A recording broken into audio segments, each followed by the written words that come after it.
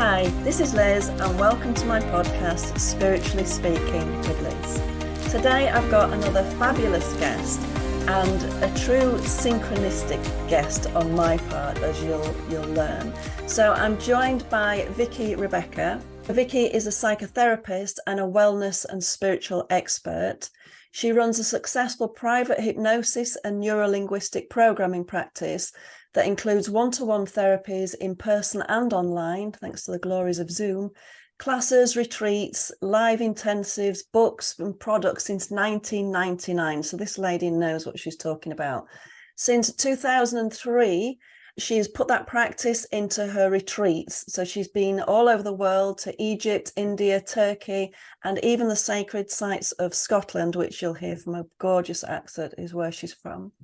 She's written a really good book called The Me I Want to Be, Simple Shifts to Authentic Wellbeing. Now, it's a really informative book, I find, and we'll swing back round to this because it's the whole Egyptian thing I love at the beginning of each chapter. But anyway, we'll come back to that.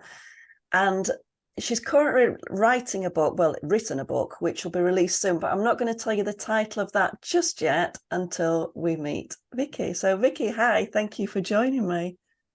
Hi, Liz. It's wonderful to be here with you today, chatting, to see your beautiful face again. It's just amazing that whenever it was 2014, 15 that we met in India and we spoke about doing something together.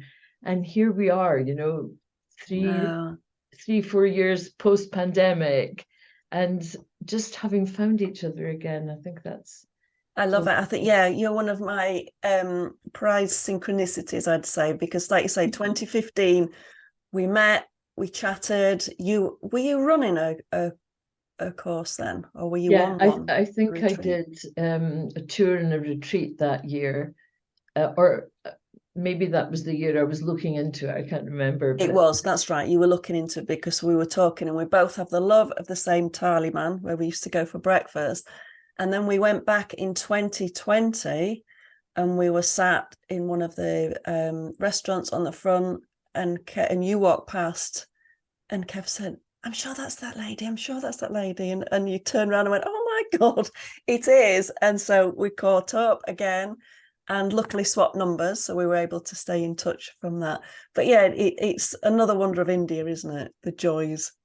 I was just thinking that's, I remember someone said to me, before I went to, so I was in India in 1980, the very first time. Wow. Where I had a completely different life back then.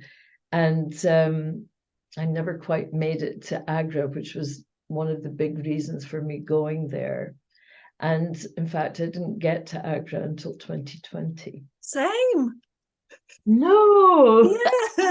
Yeah, because if you remember, we'd got a friend with us. And he wanted to do the Golden Triangle and we'd never done it. Been going to India over 23 years and we'd never been. So yeah, we did the same. That's amazing. So yeah, that was beautiful, that whole trip. So I had a 44-year gap in my India story, if you like. When I went there in 1980 and didn't tick all the boxes, I promised myself I would go back one day. And the going back one day was the first time I met you over there. And then I think there was another couple of years where I did retreats. And then, of course, 2020, I came back just days before lockdown. I guess you must have done the same. Yeah. And so for me, it's synchronistic. You mentioned my first book, The Me I Want to Be, which is a self-help book. But that's one of the synchronicities I'd like to share with you today, if that's okay. Yeah, please. So this was my very first book, and it was a combination of emails and articles and short stories I'd written for clients over the years. And I had no clue about publishing, how to do it. So I'd written out to a few friends and said, does anyone know someone that's published a book that might help me? And so I sent 5 emails from that question and I got one reply back. So to give it some context, that book had a rather large preface. It was almost the size of a chapter. And in the preface was a story about my previous life. So before becoming a therapist, I had been a runaway. I ended up in London, and in the 70s and 80s in London, I was a page 3 girl, and I guess some of your listeners won't even know what that is. No. So a glamour model, shall we say. And I became a heroin addict, and I used heroin for 10 years. And the turnaround moment, people speak about that moment when your life turns around. It was typically when I reached rock bottom. Mm-hmm. And at that point in my life, out of nowhere, completely unexpected, a voice said to me, "You can be born again."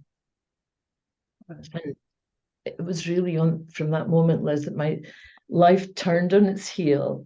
I didn't just stop like that. It took another 2-3 years after that. And it was then that I left London, came back here to Scotland, and my path became a totally different one. But already during my period back here in Scotland, becoming a therapist, there had been a couple of newspaper articles, exposes, if you like. Mm-hmm. And I thought, okay, so they're not getting to do that again. I'm going to own it and put it out there first. So that was it was at the beginning of the book. So this one guy who wrote back to me said, "I don't know anything about self-help books. You can try this website, but I'm super interested in your life story. Mm-hmm. Do you ever come to Glasgow?" So synchronicity one, I was on the train to Glasgow when I got that email. Oh, wow. And I thought, oh, so he was a film producer, and well, he is a film producer still. And I was on the way to Glasgow my daughter was at uni down there. So I said, "Yeah, are you free? I'm on my way." And his partner, my daughter, and I met in a Costa Coffee in Sauchiehall Street. And so the guys were both my age, and my daughter was, I don't know, 20 or something like that.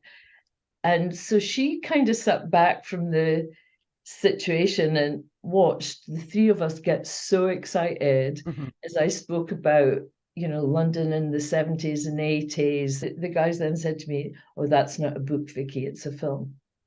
Yes. Because Yes. it's a very colorful time. And one of the guys, who's my friend still today, said to me, write me an A to Z of your life so I can pitch it as a movie." Mm-hmm. So my daughter and I went for a pizza afterwards, and you could have scraped us off the ceiling. We were Yeah. like, "Oh, we're going to be like the Kardashians and all that." I did this really super quick A to Z, wrote it off, and didn't hear from him for 2 weeks. So being me, I just, "Hey, did you not like it?" Phoned him up and asked him that. And he said, No, it wasn't that. You just didn't dig deep enough." Ooh. And I said, "Well, I kind of told you that. I wanted to put this book out first. This is who I am now. And I don't want to be known as the woman who." Yeah. There's still a lot of that going on. There's something about a wrestling match. I don't know if you heard about it. Just the other day, where the wrestler became known as the wrestler who took her top off. Yeah. Yeah, so anyway, we've still got miles to go and all that stuff. So he said, "Take the preface out." And that's what I did. And I published The Me I Want to Be. But him saying to me, "You haven't dug deep enough," that was, I guess, an activation. And I remember sitting in my garden there with my head in my hands thinking, how can I write this book? How can I write who I am now, who I am today, some of the stuff I did in the past, how can I reconcile it? I'm not a victim. I'm not apologetic, but I didn't know how to marry it together. I understand that. So that's, asking the universe will give you. Mm. So it sent me off on a journey. So I published the first book, and then things started happening in my life, like the karmic bus hit me full on in the face. I went into a bit of a dark night. I met someone that people you could refer to as the dark angel, the one that pokes the darkest shadows in your field, so this stuff comes up. Mm-hmm. And I didn't go to India that winter. That next winter, I stayed here and I meditated. I mean, I worked 4 or 5 hours a day on the stuff that relationship brought up. Mm-hmm. And when the spring came, the book just poured out of my soul. It was like, wow. So once you'd cleared through, wow, that's amazing. Yeah.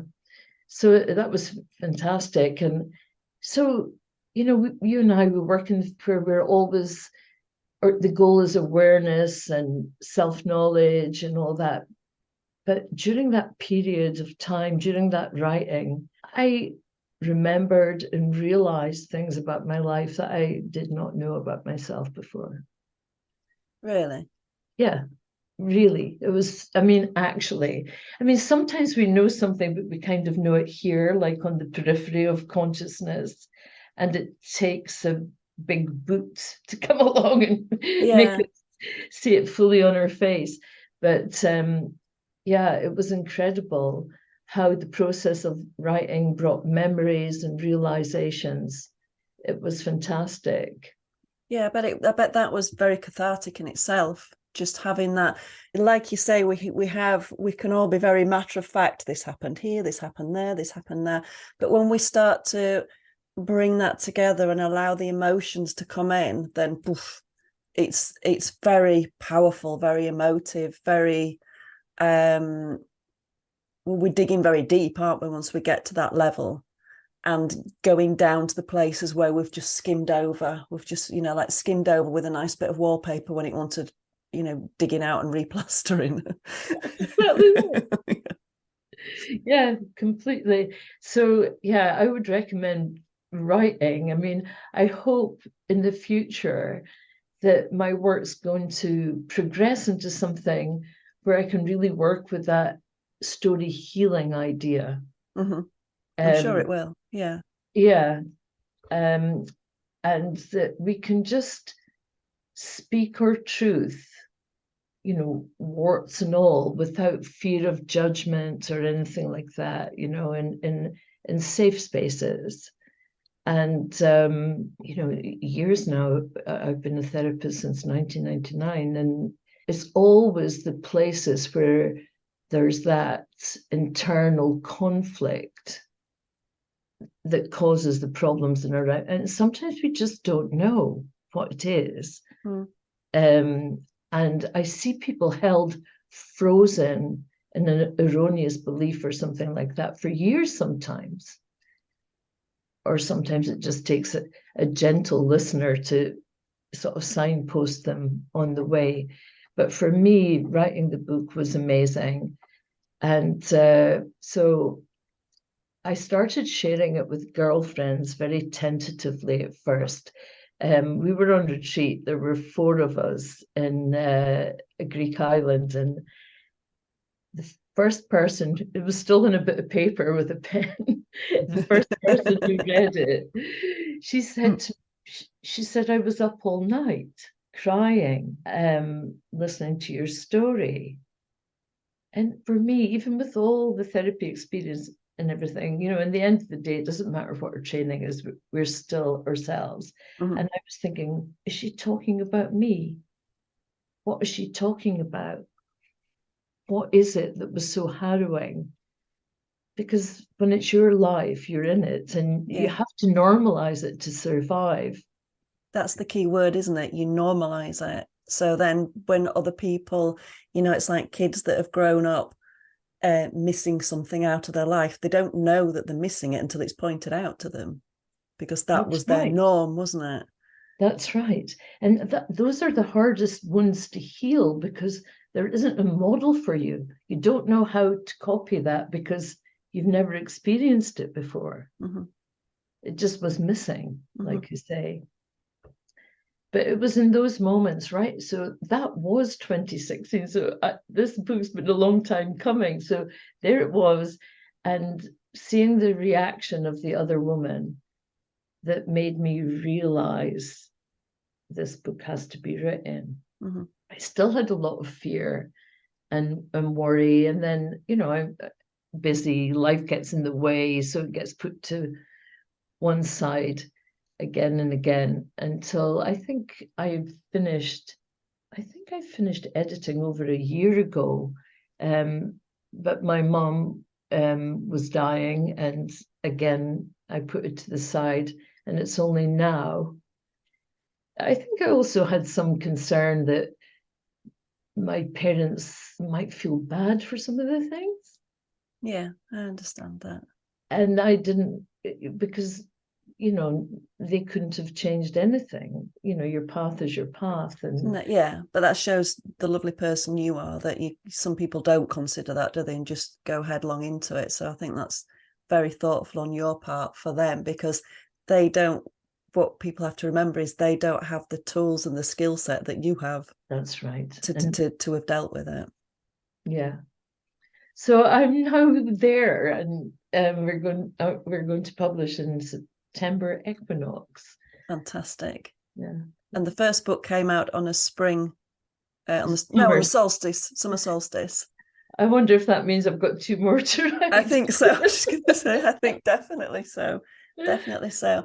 Can I take you back to that point where you heard that voice? So you were as the addict, and you got to that point, you got to your lowest level, and that voice came in. At that time, who was that voice, or what was that voice to you? Well, that's the thing, Liz. I didn't know, because I didn't have a belief system in place that would give me the answer to the question you just asked. Mm-hmm. When I was very young, before I went to London, I was always interested in esoteric things, tarot cards, and even when I first went to London, astral traveling was the thing then. Mm-hmm. But I had no religious or other beliefs. And that was what made it all the more astonishing for me, because it felt to me to be not me. It was another. And it was such a strong resonating voice. Mm-hmm. And the whole shivers and every cell in your body changes.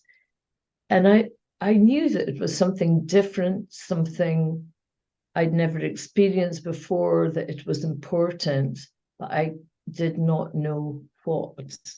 But it was in fact the beginning of a story like that. So that happened, and that was a singular event.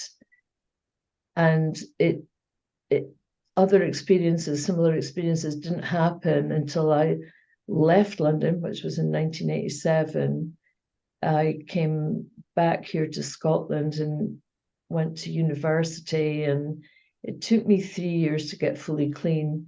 I did a slow withdrawal of methadone, and during that period I started meditating, which I think that it was my mother. She dragged me along.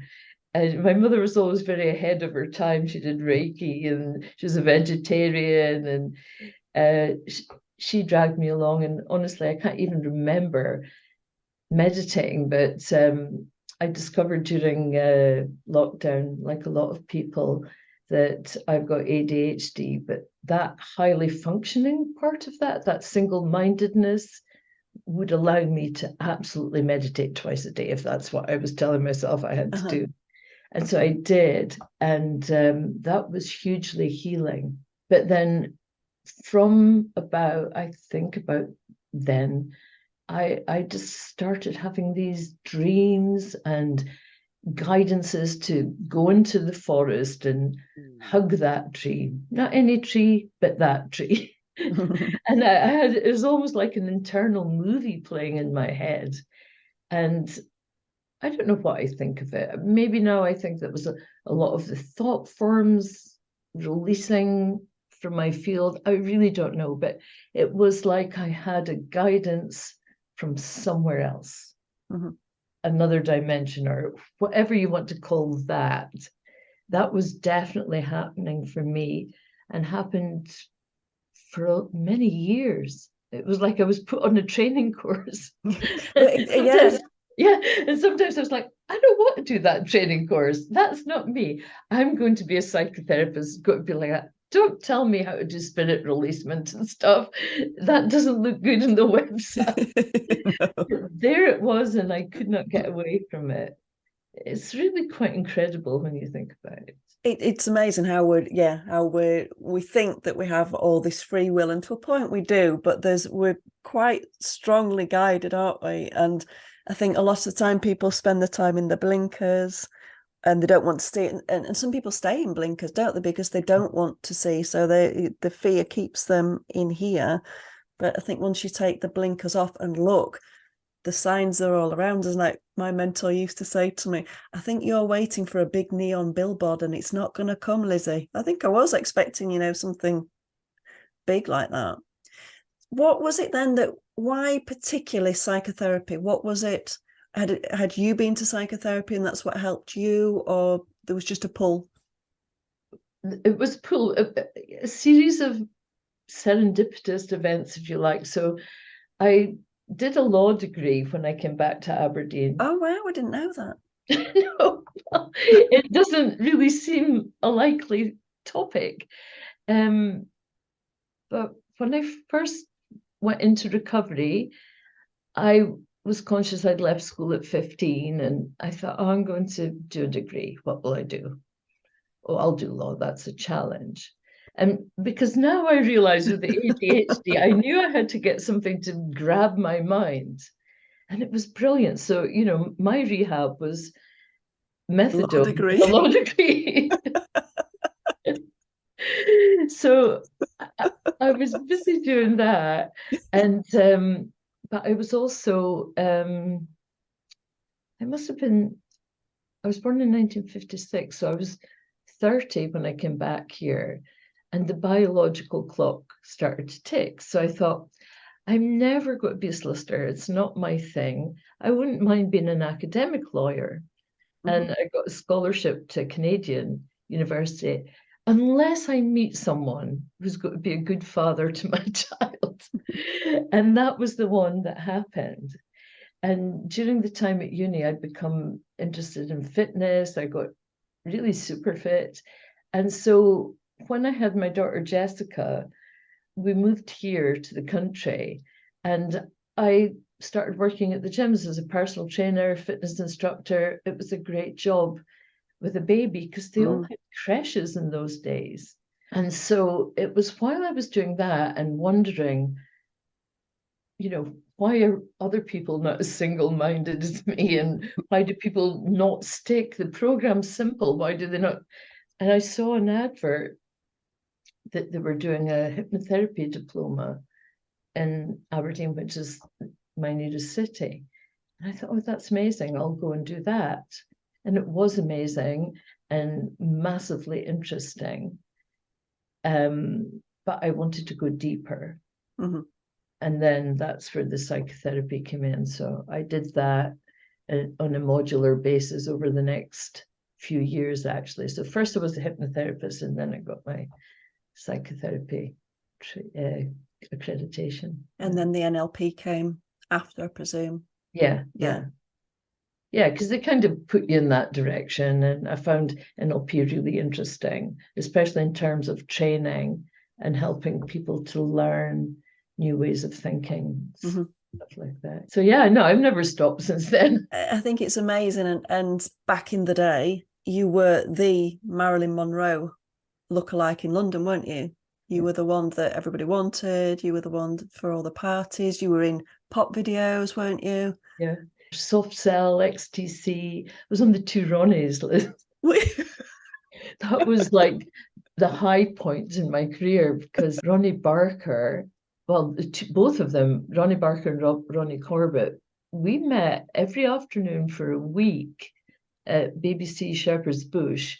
And because the role was as Marilyn Monroe, but I had lines. Mm-hmm. As you can hear, I have a Scottish accent.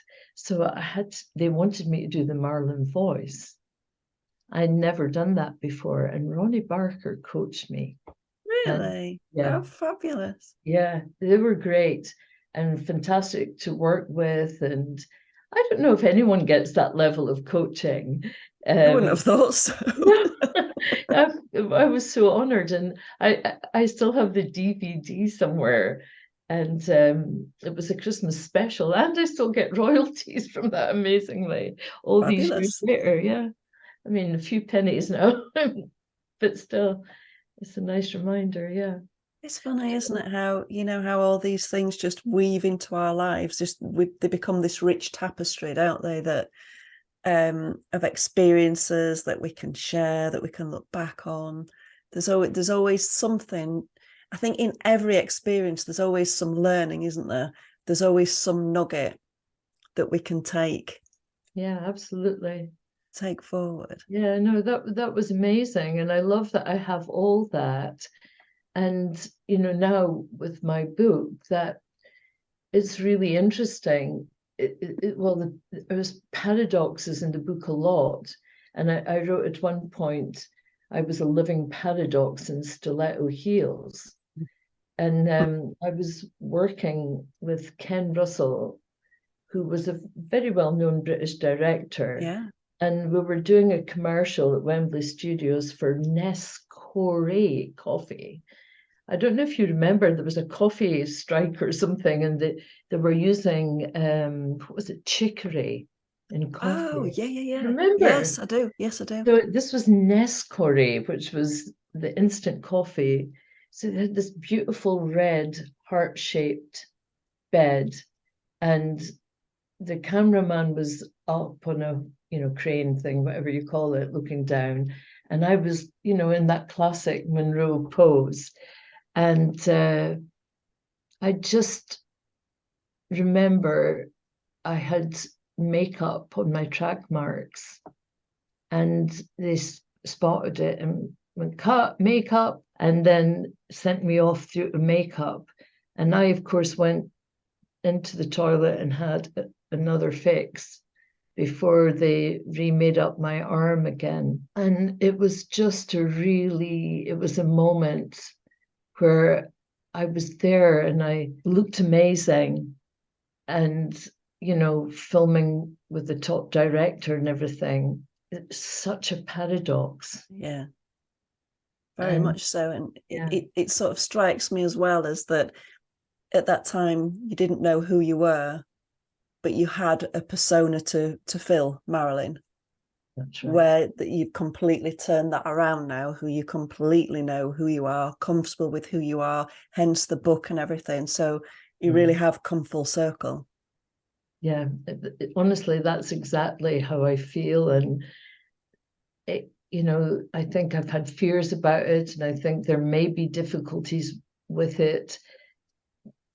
Some parts of the book are brutal, but I've made up my mind it needs to be heard, for all sorts of reasons. And I haven't held anything back, Les. I've really spoken my truth in it. And, especially in today's cancellation cultures, there's part of that that's scary, but I think it's people can feel truth. Yeah, of course they can. And they know truth when they hear it. And I always think, well, even if I just help one person. I think we've only touched on it, skirted around it, haven't we, today? But I think it's a very, very powerful, deep, harrowing, upsetting story with a happy ending. Yeah. Because you you had that strength to get out of it and turn yourself around. And I think people need to hear that and to know, because there's so much labeling of people, of conditions, but people are staying in that box. They don't think, I think that they're not feeling that they can step out of that box. They have to stay there. They have to stay as that label, where that's not the truth, is it? You can grow out of anything at any point. You can step out of it if you've got the courage to do it. And boy, did you have the courage to do that. Thank you so much for saying that. Yeah, and I think that's right. We are so much more. Yeah, And absolutely. It's been for such a large part of my life, I knew who I was as something deep inside. Mm-hmm. Let's say that part. Mm-hmm. And I looked something entirely different. Yeah. And I projected something entirely different because that was how I made my living. Mm-hmm. But I was very puzzled about, why are people not seeing me? Why are people not getting me? And not understanding any of that. But I find that inside myself, I have this really strong determination that we need to really be who we are. And all of that is me. Yeah, absolutely. Not just one part, not just the therapist, yeah. Vicki, the Vicki who took off her clothes in the past, the Vicki that did things that I'm not too proud of, all of that. Mm-hmm. And I think that's what we're so afraid of. A lot of us are so afraid. I agree that. And I would say with what you're doing is completely seeing, owning your shadow. You're seeing what you've done, what you're not so proud of, but you're embracing it still anyway. You accept, because it's gone, so you can't change it anyway.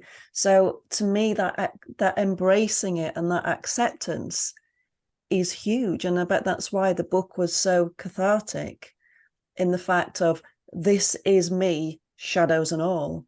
Where most people in the well-being world, in the spiritual world, they all want to stay in this track, in the love and light track. But it isn't all about love and light, is it? There has to be shadow. If you've got light, if the sun's out, there has to be a shadow. If it's day, there has to be night. It's not something that we all want, and it's not something that we particularly enjoy, is it? But it is something that I think has to be acknowledged, because when it's not acknowledged, it's getting more power. You're giving it more power. Where if it's acknowledged, then it not dilutes it, but just negates it a bit. Would you agree? Yeah, I do agree. And it's I loved what you said there. It was very wise, about the wanting to stay in the light, and then the pressure to stay there for your people, and then the fear of, if I don't stay there, I'll get pulled off my pedestal. Mm-hmm. And there are so many stories of gurus who went a bit wrong. Oh yeah. Because of that exact thing. So I think when we own our shadows in that way, be as real as we possibly can be, it's just that giving permission, isn't it, to everybody else to do the same. Yes. Because if we try to hide it, our lives won't be great.